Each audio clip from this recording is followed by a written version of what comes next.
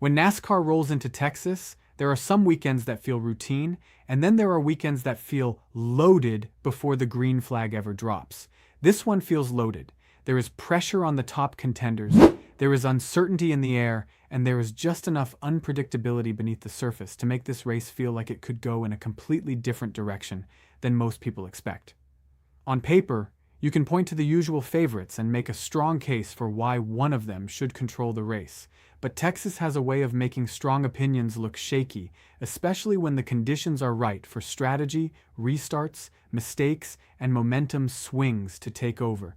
That is exactly why this race feels so important. It is not just about raw speed. It is about who can handle a changing race, who can protect track position without burning up the tires, and who can stay calm when the race stops following the script. There are really two major storylines shaping this event. The first is simple. The drivers at the top of the board look impressive, but none of them feel completely safe. Each favorite comes into Texas with speed, confidence, or track history, yet every one of them also carries at least one real question mark. The second storyline may end up being even bigger, because NASCAR and Goodyear are bringing a tire setup that could change how this race unfolds from start to finish. If that change does what it is supposed to do, this may become less about who has the cleanest air and more about who can adapt over a long run. That opens the door for a much more dynamic and unpredictable race than what people have become used to seeing at Texas. Let us start with Denny Hamlin, because he comes into this race as the favorite, and there are good reasons for that. He has been one of the strongest drivers this season on intermediate tracks, and when you talk about overall racecraft, pace, and experience, he belongs near the top in any serious discussion. Texas is also a place where he has won multiple times in his career, so it is easy to understand why people are looking at him first.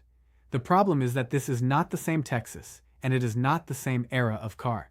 His past wins here came before the next-gen car changed the way these races play out, and that detail matters more than a lot of people want to admit. In the current era, his results at Texas have been inconsistent enough to create doubt. He has shown he can run near the front, but he has also had races here where the result fell apart badly. That makes him dangerous, but it also makes him risky. He has the speed to dominate, yet this does not feel like the kind of race where speed alone guarantees anything. Tyler Reddick may be the driver that feels the most threatening coming into the weekend. His confidence level looks high, and recent performances suggest that he is not just running well, he is racing with conviction. A driver carrying momentum can be incredibly dangerous at a place like Texas because this track rewards aggression, but it also punishes overconfidence. Reddick seems to be in that perfect zone where he is aggressive without looking reckless. He already proved he can win at Texas in the next-gen era, and that matters because it shows his style can work with this car at this track. He has also been competitive here since that win, which adds to the argument that he is one of the strongest picks. If this race becomes a battle of tire conservation, decision-making, and timing, he may be one of the drivers best built for it. He has the kind of edge right now that makes you feel like he is not just hoping to contend, he is expecting to. Then there is Kyle Larson, and his situation is one of the most fascinating entering this race. Everyone knows what Larson can do when the conditions suit him. He is one of the most naturally gifted drivers in the series, and on tracks where tire wear, balance, and long-run pace matter, he is usually in the conversation immediately. Texas has also been a strong place for him in the past. But what makes this so interesting is the timing. For a driver of his standard, going this long without a win starts to become a real talking point. Even if the consistency is still there, and even if the top 5s and top 10s keep coming, there is a difference between being solid and breaking through. At some point, a winless stretch becomes more than a statistic. It becomes a feeling hanging over the team. That is why this weekend feels important for Larson. If the new tire setup creates more falloff and puts greater value on long-run talent, this could be exactly the type of race that plays into his hands. But if the chaos returns, and the race becomes restart-heavy and caution-filled, then even a driver like Larson can get trapped in somebody else's mess. That is what makes the favorites so interesting this week. They all make sense, but none of them feel untouchable. Hamlin has the resume and current pace, but also the inconsistency. Reddick has the momentum and the right style, but Texas can punish even the hottest driver. Larson has the talent and the possible setup advantage, but also the pressure of trying to end a drought that feels longer than it should. In a normal race, one of those names would probably feel like the obvious answer. At Texas, especially with the conditions shaping up the way they are, the obvious answer may not be the right one. The biggest reason this race feels different is the tire conversation. NASCAR and Goodyear are trying a setup designed to create more tire wear, and if it works, it could completely change the character of the race. Texas has taken criticism in recent years because the racing has not always delivered the kind of fall-off and movement fans expect from a track with this kind of history and surface. Too often, the races have leaned heavily on clean air, short-run bursts, and track position. Passing becomes harder, strategy becomes narrower, and the race can start to feel locked in unless a caution resets everything. The hope with this tire change is that it creates more separation between cars over a run and forces teams to think more carefully about how they attack each stint. If the tires wear more quickly, then lap times should start to drop more noticeably as a run goes on. That means drivers who can manage the throttle, protect the rear tires, and keep the car balanced over 20 or 30 laps may have a real advantage. It also means some cars that look quick right after a restart might fade badly if they are too hard on the tire. That is where the race starts to become interesting. Teams may have to decide whether to pit early and gain fresh tire advantage or stay out longer and hope a caution helps them. Those choices can reshape the running order, especially if the timing of yellow flags starts to interrupt long green flag stretches. There is also real uncertainty here, and that uncertainty may be just as important as the tire itself. Texas is already a complicated place because the surface is older, the grip changes through a run, and the grooves do not always behave the same way from one moment to the next. Add a new tire setup into that environment, and you are asking teams to make educated guesses under pressure. If they miss the setup, the consequences could show up quickly.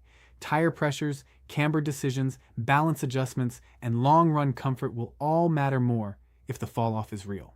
A car that feels good early in a run may suddenly become difficult after 15 or 20 laps.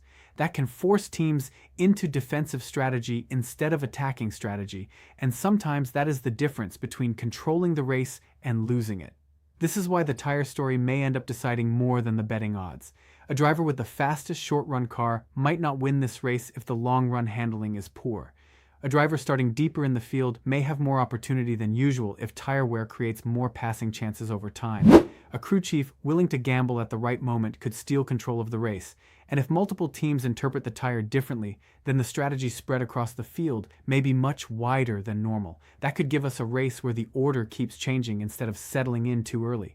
For Texas, that would be a major shift.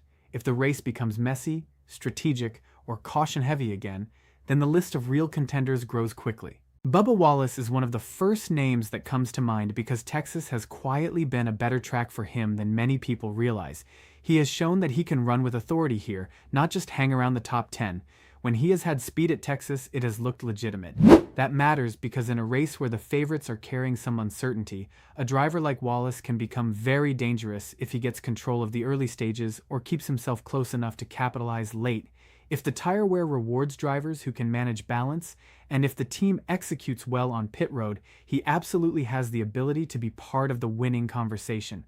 Brad Keselowski is another driver who deserves real attention. He may not be the flashy pick, but Texas has given him opportunities before, and he has the kind of experience that becomes valuable in races that shift away from pure pace and toward execution.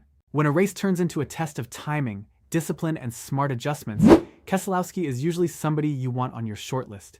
The challenge, of course, is that repeated close calls at one track can create their own kind of pressure. Finishing near the front over and over proves that the ability is there, but it also raises the question of whether everything can finally align when it matters most. If this race comes down to clean decisions and avoiding mistakes, he is more than capable of being there in the closing laps.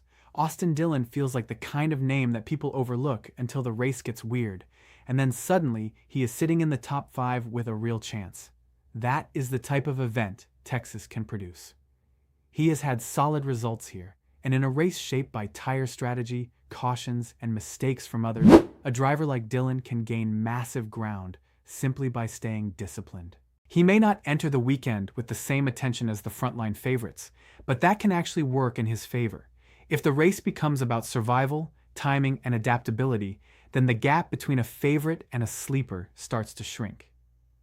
Ryan Blaney is another driver worth watching because if long-run management becomes central to the race, his name naturally enters the conversation. He has shown strength in situations where the car has to remain competitive over time instead of flashing only on restarts. If the tire behaves the way NASCAR and Goodyear hope it will, then this is the kind of race where a driver like Blaney can quietly build toward the front while others fade or overuse their equipment.